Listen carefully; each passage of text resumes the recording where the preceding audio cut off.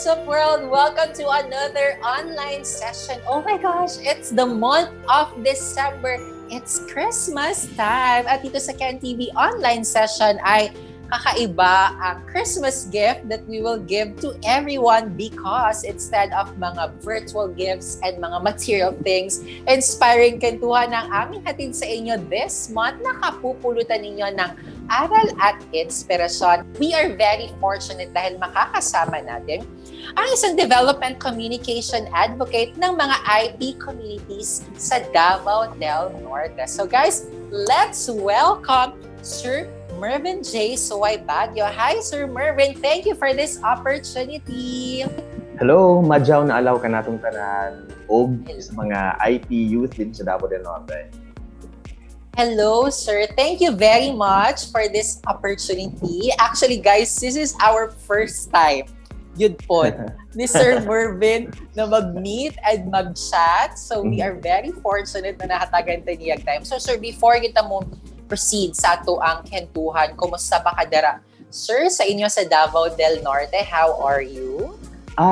Lingaw man sa Davao del Norte despite the pandemic, but still we always find ways para gud ma-enjoy gihapon nato ang panahon. Following the protocols, nag-adtog gihapon ta sa mga far-flung areas to know the situation there ug unsa tong ikahatag nga tabang para sa ato mga kaigsuonan nga indigenous peoples. Wow. So one of your tasks, sir, syempre dira sa Davao del Norte sa ato ang probinsya sa Davao del Norte is really advocating for our IP communities para sa ilahang welfare especially. So unsa ba ang naging turning point para sa imo, sir, that made you realize na mo ni siya ang path na gusto na ko tahakon, mo ni siya ang I believe more than just a job, murag mo ni ang advocacy that I want to really push through. When I was in elementary, actively ko nag-participate o mga press conference. Actually, winner ko sa mga national competitions, sa writing, especially news and sports writing. But eventually, when I was in college, it was changed. So, wala na akong career sa communication because I pursued applied mathematics in the University of the Philippines. Pero wala gyud ko nalingaw because deep in my heart, I am a communicator. When I work in a call center, I realized na lahit man yun ay kung if you communicate with people, you show empathy, you show sympathy to the people. So that's why I realized na I need to change my path sa akong education. So I shifted to Bachelor of Arts in Multimedia Studies. And then, giganahan gud ko kay communication gid akong gusto. So, eventually after that, I pursued Master of Development Communication still in the University of the Philippines. Dito na ako na-realize na communication is a vital tool to connect to the communities. Most especially in development communication manggod. Essential gud kaayo siya because from the scientific community to the people, wag na agi barrier with the development communication. Kami ang muhatag sa ilang way that they would understand each other. So, yung ano po atong style din sa Davao del Norte, the Provincial Information Communication and Knowledge Management Office, nga diin ako ang department head karon, used to be the political arm of the administration. But we changed the approach to development communication, where our people will be the center of attraction. So basically, we need to empower them and they should feel the government's presence. So, yung naana siya. Sa imong question, unsa may nakapa-inspire na what's the turning point is siguro because I am a member of the indigenous people. My mom is a Imandaya di Babawon. So na-realize na ako na sa unang manggod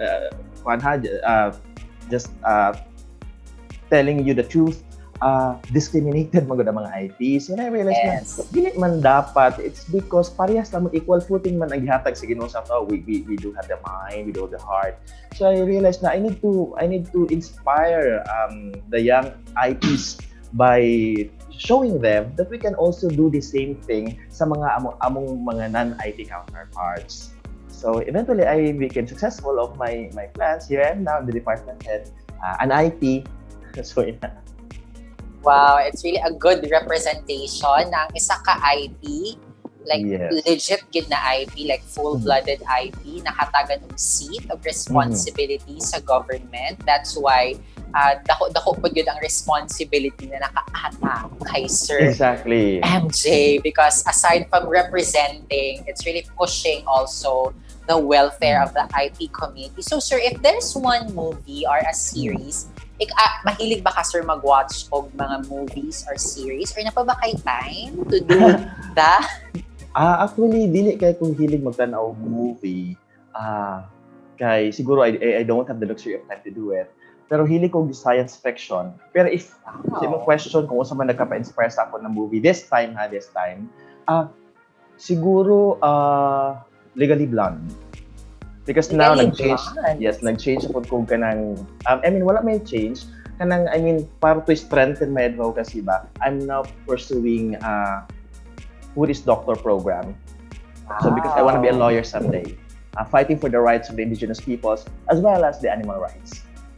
Wow, I love the animal rights. Very rare siya, sir, ha? Like ako personally, very rare for me to meet people that will really push it for real ang rights of the animals. Currently, I'm having partnership with the Philippine National Police in Davao del Norte. We are now planning para sa amo ang buhaton nga information dissemination sa mga police stations din sa Davao del Norte. Kay amo nang strengthen ang animal welfare desk. So anytime nga naay mo reklamo kay gi-abuse ilang animals, so we can provide them the assistance they need, especially kung magpasaka sila og kaso para sa rights sa ilang mga alagang hayop. Wow. Okay. So far, sir, sa ang short conversation pa lang, marag daghan pa gid kay plano. Daghan pa kay plano, sir, to do in your life. What is your advice kaya, sir, to everyone who's watching us right now, especially the youth na na-pressure sila sa idea na, oh my gosh, I'm turning 30 na, pero they will settle na lang sa ilang position now, like graduate na sila 4-year course, and then gusto sila mag-pursue master's or any other degrees, pero ang ginasutin nila sa ilang mind is, ay, tigulang naman ko for that. Isn't it too late for me to pursue this kind of career or passion, or mubalik na po kong eskwela at my age? I am an advocate of lifelong learning. In fact, I graduated college at the age of 26. Kay katong sa akong giingon sa imuha ganiha, wala gyud ko kabalug sa ako ang gusto sa akong kasing-kasing. My former high school teacher told me na you should pursue applied mathematics because you are one of my best students in terms of mathematical skills pa.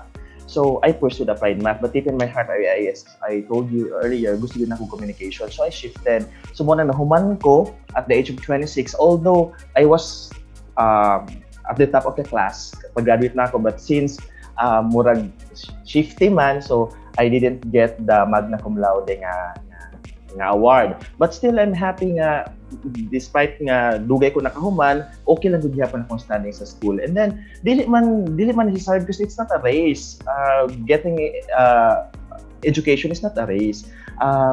26 ko ni graduate, pero nahuman na ako master's instead of 2.5 years, I finished it in 1.5 years with flying colors with University of the Philippines. And then basta you should set a target for yourself. Sa ako amang good, ay gusto na ko at the age of 30 dapat full-fledged doctor na ko. So yes. I graduated, or I finished my first doctorate degree at the age of 30. Then at the age of 30 also, I became a Philippine Youth Ambassador representing the Philippines to the 43rd Shipper Southeast Asian and Japanese Youth Program. My ports of call that time were Japan, Thailand, Vietnam, Singapore, and Indonesia. And then daghan ang opportunity nag-open sa ako actually representing the representing the indigenous peoples of Davao del Norte because we have 7 tribes here. Akong gi-represent yun akong, of course, my original tribe, which is the Mandaya and Dibabawon tribes. So, lingaw, lami siya, especially when you are going to showcase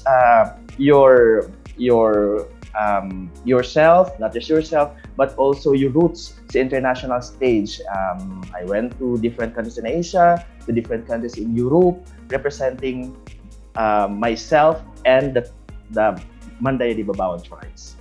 Wow. So how do you use now naman po sir your influence, your connections? You mentioned you had an exposure with like group na ang mga lahi-lahi po ng mga nationalities, and in a way you have established your connection with some friends in Thailand, in other countries. So how do you use your connections or influence now to also help in pushing your advocacy para sa mga IP people dara sa Davao del Norte? In 2017, I brought my students to Indonesia, Malaysia, and Singapore. I let them see kung saan style sa mga kining mga countries. And then when they pag-ulit nila sa Pilipinas, I let them apply what they've learned from those countries, especially in crafting policies intended for the indigenous peoples. So inaana siya. And also naga-himo mi og ng mga events na wherein maghatag mi inspiration sa mga participants, especially the youth, nga they just have to be proud of who they are. They don't have to compare themselves to other people. Ilaha lang nga, they should be a better version of themselves. Correct. Let's always strive to become better versions of ourselves, not to please other people, but for ourselves. I encourage them to compete. To compete not with other people, but to compete sa ilang kaugalingon. That they have to improve somehow every day sa ilang kinabuhi, no? That's what's the most important thing that they should put in and their also marasag, it's not like settling lang kung unsa ka or asa ka karon, then feeling mo happy na kaani, and then you settle down to that, even though dagan pa kay opportunities waiting for you and pwede pa nimo ma-explore. So speaking of IP people, sir, in this very uncertain times, na ay mga IP people, sir, na mo adto sa imuha one day, let's say. And then, mga young IP people, and then they will ask you, Sir Mervin, apa ba'y magandang buhay or kaugmaon na i-look forward na mo as IP people, na pa ba may lugar sa to ang society in this new normal? So what do you want to tell them, Sir Mervs? Of course, as long as you're still breathing, there's always hope. Diba? Especially in Davao del Norte, nga ang top priority yun namo karon ang mga membros indigenous peoples.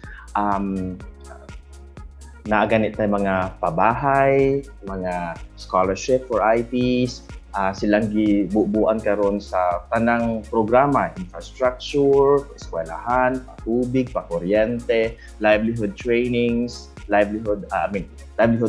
skills trainings, especially sa partnership nato sa atong mga national government agencies such as TESDA, DOLE, ACDI VOCA, ug sa part pod sa amoa din sa Information Office. We plan to conduct community journalism, training for community journalism para ang mga IPs, mga IP youth, for example, they can be our communication arm kung sa hitabo nga development sa ilang lugar. Amo kung i-showcase sa PTV Davnor, sa amo ang TV station nga PTV Davnor o sa amo ang radio station nga DXN na Radio 911. So mo na mong ginabuhat karon. Nag-start pa mi karon sa mga Sangguniang Kabataan officials sharing their best practices to the youth through our television and radio station. Pero kana gyud among pinaka-target karon ang mag-create ng mga community journalists, different communities, especially IP communities, para ma-empower nato sila na karon pa lang daan dapat they know how to share information appropriately, avoid ang mga fake news kay mo ginahinungdan nga na ay mga rebelde na mga NPA because of fake news. So karon pa lang daan sila atong i-equip para hibalan gud sa mga tawo nga naa sa patag kung unsa ang kinabuhi nga naa dito sa bukid ug naay panagsinabtanay. So that's what we are looking forward nga ma-accomplish gud namo at the end of this year. Okay, Sir Mervs, I am curious, with all your affiliations, with all your degrees and everything, with your current job now, do you believe that perfection is boring? Because like most of the people, like let's say in the government, they really aim to become perfect role models, perfect in their jobs, perfect in everything that they do. So, ikaw ba, do you think being perfect or aiming to become perfect is boring? Aiming to become perfect is boring? Para sa ako, you really have to strive to be perfect para at least kung ma-slide ka or dili gini mo ma-achieve ang perfection, at least better gihapon imuhang mahatag. So ingon ana lang, sama sa giingon, in everything that you do, you always strive for the best. Ano lang yun siya. Para kung naay mga kamalian ginagmay, na musettle gud gihapon ka sa better. So yun. Always strive for the best. Mhm. Para kung dili man yung ma-achieve ang best, Makasettle better. gihapon ka sa better. Naapa si better. So, dapat mo catch sa MY if you fall. Ay kung musettle man lang gud ka sa good, kung magkamali ka, di bad na Wala diretso. na. Wala. Sad-sad ka. Patag na diretso ang good. So, Yes. strive for the best para napay better. And then, kung napagid good, Dapat good. then ang patag na dayo. Yes, that's right. Pero Sir Merv, I am curious, gaano po ba kadalas ang minsan? Nice yung pangutana, no? Sa asa Very serious question kung gaano kadalas ang minsan. Ikaw na bahala, sir, kung saan imuhang interpretation or in mind with that question na gaano kadalas ang minsan. Gaano kadalas ang minsan? Unsa ko interpretation ani, no? Siguro para lang if we are going to talk about myself, mura og gamay na lang ko og time for myself. It's really minsan ako mahatag para sa akong self because I always give the madalas to other people. Oh, we always give our madalas to other people. And then minsan na lang to ourselves. Inana siya. Sir Mervin, to close this, what is your message to your future self? Like 10 to 5 to 10 years from now, who would you become? And what is your message to that Mervin? Sa ako ang future self, no? Sa man ha. Nilingon nga pauta na message akong future self. Yes. What is your message to your to your future self? Because I believe 5 to 10 years from now, naapaghapon ni ato ang interview, and then you will look back, and then malay mo, makita nimo ni na video again. Ako masulti lang siguro sa akong future self, no? Get ready. Because never ending akong pag-strive sa perfection. Wow, I love it. Short and sweet and direct challenge to yourself. Yes. Always get ready. I think that is very applicable also to everyone, sir. Like all of us, whether 5, 10, or next year, we should all be ready to what will happen to our future. And always strive for the best. Correct. Thank you very much, Sir Salamat Mervin, kayo. for this opportunity. Thank you very much. Sir, naaba kayo mga social media accounts, your personal or other pages, government pages sa Davao del Norte, that you want us to follow also for some updates. Alright, kung gusto makabalo sa mga paghitabo sa Davao del Norte, sa mga kasampangang katikaran alang sa kalambuan, then you can always follow us sa PTV Davnor 48 Facebook page, One Davnor Network Facebook page, o unsa pa ba?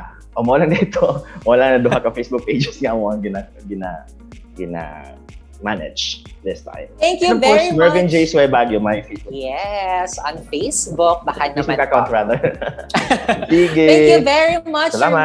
Mervin, for this opportunity. So guys, let's isa sa mga pinaka-ultimate pabaon or Christmas gift ni Sir Mervin sa tuang tanan is that let's all be ready and always strive for the best because we don't know what the future holds for us. At least, kung sa man ang mahitabo, we are ready. So guys, don't forget to like and follow also Kenn TV on Facebook and on YouTube, Kenn TV. Guys, thank you very much for watching. Thank you, Sir Mervin. Stay safe, guys. Know your purpose. Live your purpose and just love, love, love. Merry Christmas!